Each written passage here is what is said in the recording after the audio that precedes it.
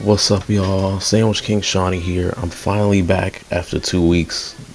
Sorry, I've just been, health stuff, holidays, all that stuff. But look, we doing a reaction, a brief history of the humble sandwich.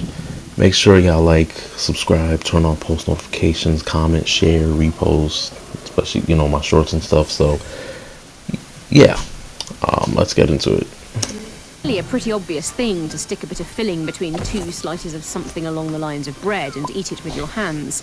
But the British sandwich industry is worth £8 billion a year. Across Western Europe and America, sandwiches are booming. Some made in home, but most bought on the run. It's been done for thousands of years, whether it's with flatbread or yeasted loaves, cheese or meat, especially by those eating away from a table, for instance working on the fields or as a casual snack. It wasn't named, though, or even recognised as a thing which needed a name until the 18th century. The story goes that John Montagu, the 4th Earl of Sandwich, a town on the south coast of England, was at the gambling table one night, decided not to stop for supper, and ordered a simple snack of beef between two slices of bread. The real story is a bit less clear-cut. Montagu wasn't a big spender, he was broke most of the time, and his idea didn't come out of nowhere.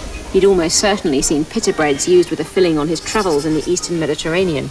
Whatever the truth, the concept was certainly named after him, and the word was in fashionable use by the 1770s. Early sandwiches stayed close to the original idea. They were designed for quick eating, initially by men doing business at coffee houses or playing cards, and then for more mixed tea parties, ball buffets and light suppers.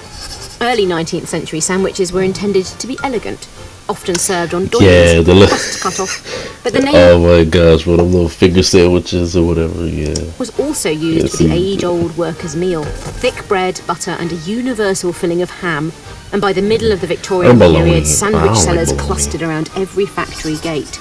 One writer called them mouth distorters, and pleaded for sandwich makers to make them delicate and delicious.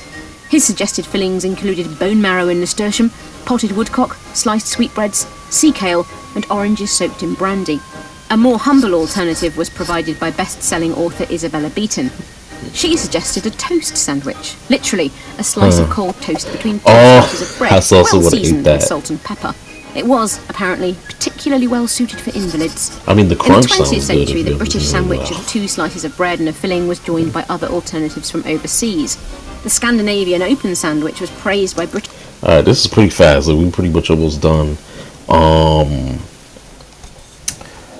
So far, we've learned a lot. They've been talking really fast. So I'm going to recap. John Montagu. I can't...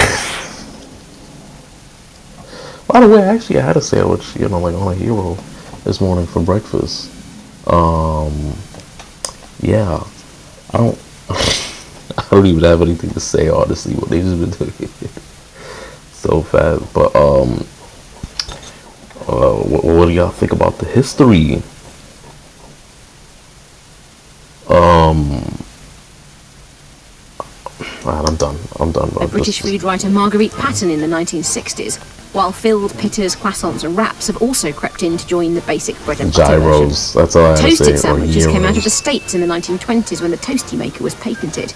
The US had become sandwich central, even briefly having a National Sandwich Day on November the 3rd, the original Earl of Sandwich's birthday. But it wasn't until 1980 that the pre-packed sandwich made its first appearance in Marks and Spencer, and initially only in 5 stores. They were an instant hit, and now the working lunch is almost synonymous with a prawn cocktail sandwich, still M&S's biggest seller. The science behind constructing a non-soggy sandwich which can last all day is very big business indeed. Of course, the predictable fillings still vie with slightly more avant-garde attempts. The sandwich, anyone? And many sandwich aficionados swear blind that the biggest improvement to any ball sandwich is a layer of ready salted crisps. Oh yeah.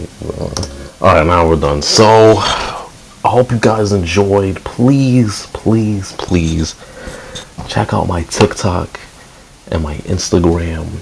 Yeah, sorry I hit y'all with that filler earlier, just me staring and giggling, but it's been such a while. I'm just trying to get it all up, back and running. But, yeah, you guys, get me to 10 subscribers. I'm at 7, so yeah, once again, like, subscribe, turn on those notifications, comments, comment down your thoughts below.